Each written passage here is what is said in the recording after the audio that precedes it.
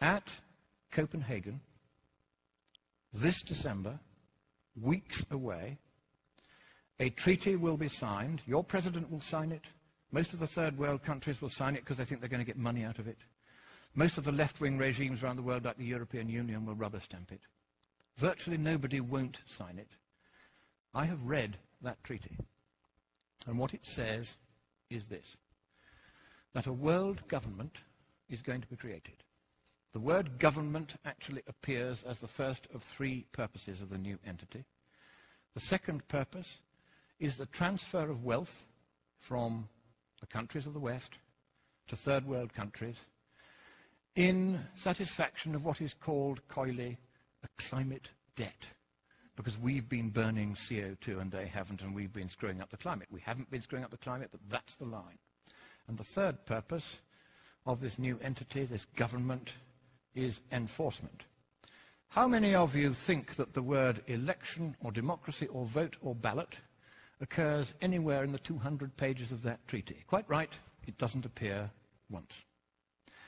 So at last, the communists who piled out of the Berlin Wall and into the environmental movement and took over Greenpeace, so that my friends who founded it left within a year because they'd captured it, now the apotheosis is at hand. They are about to impose a communist world government on the world. You have a president who has very strong sympathies with that point of view. He's going to sign. He'll sign anything. He's a Nobel Peace Laureate. Of course he'll sign it. And the trouble is this. If that treaty is signed, your constitution says that it takes precedence over your constitution. And you can't resile from that treaty unless you get the agreement of all the other states parties. And because you'll be the biggest paying country, they're not going to let you out. So, thank you, America. You were the beacon of freedom for the world. It is a privilege merely to stand on this soil of freedom while it is still free.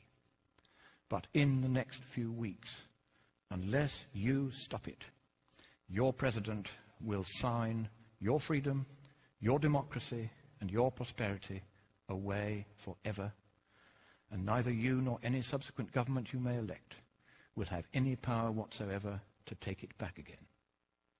That is how serious it is. I have read the treaty. I've seen this stuff about government and climate debt and enforcement. They are going to do this to you, whether you like it or no. But I think it is here in your great nation, which I so love and I so admire. It is here that perhaps at this 11th hour, at the 59th minute and the 59th second, you will rise up and you will stop your president from signing that dreadful treaty, that purposeless treaty, for there is no problem with the climate, and even if there were, economically speaking, there's nothing we can do about it. So I end by saying to you the words that Winston Churchill addressed to your president in the darkest hour before the dawn of freedom in the Second World War. He quoted from your great poet Longfellow. "Sail on, O ship of state. Sail on, O Union, strong and great.